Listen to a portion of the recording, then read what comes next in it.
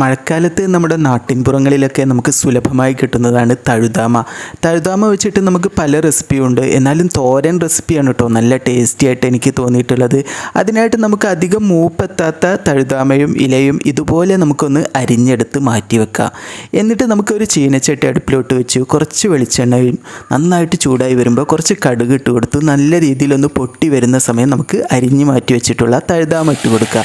അതിലോട്ട് നമ്മൾ വെള്ളമൊന്നും ആഡ് ചെയ്യരുത് കേട്ടോ. ഈ ഒരു രീതിയിൽ ചേർത്ത് കൊടുക്കുക. എന്നിട്ട് ഇതിലോട്ട് ആവശ്യത്തിനുള്ള ഉപ്പ് കൂടി ചേർത്ത് നന്നായിട്ട് ഇളക്കിയിട്ട് കൊടുത്ത് ഇതിനൊന്ന് വാട്ടിയെടുക്കുക. ഈ സമയം നമുക്ക് ചെറിയ ഉള്ളി, പച്ചമുളക്, തേങ്ങ ഇതുപോലെ ഒന്ന് ചതച്ചെടുത്തിട്ട് ഇതിലോട്ട് ആഡ് ചെയ്ത് അടച്ച് വെച്ചിട്ട് ഒരു 3 മിനിറ്റ് നേരം ഒന്ന് വേവിച്ചെടുക്കുക. 3 മിനിറ്റ് കഴിഞ്ഞാൽ നമുക്കിത് തുറന്ന് നന്നായിട്ടൊന്ന് ഇളക്കിയിട്ട് കൊടുത്ത് തുറന്നിട്ട് വേവിച്ച് കൊടുത്ത് ഇനി നമുക്കിത് ചൂടോട് കൂടി സെർവ് ചെയ്യാനായിട്ട് പറ്റും കേട്ടോ. അപ്പോൾ ഇതുപോലെയുള്ള നാടൻ വെറൈറ്റി റെസിപ്പിക്കായി എൻ്റെ ചാനൽ ഫോളോ ചെയ്യാനായിട്ട് മറക്കല്ലേ.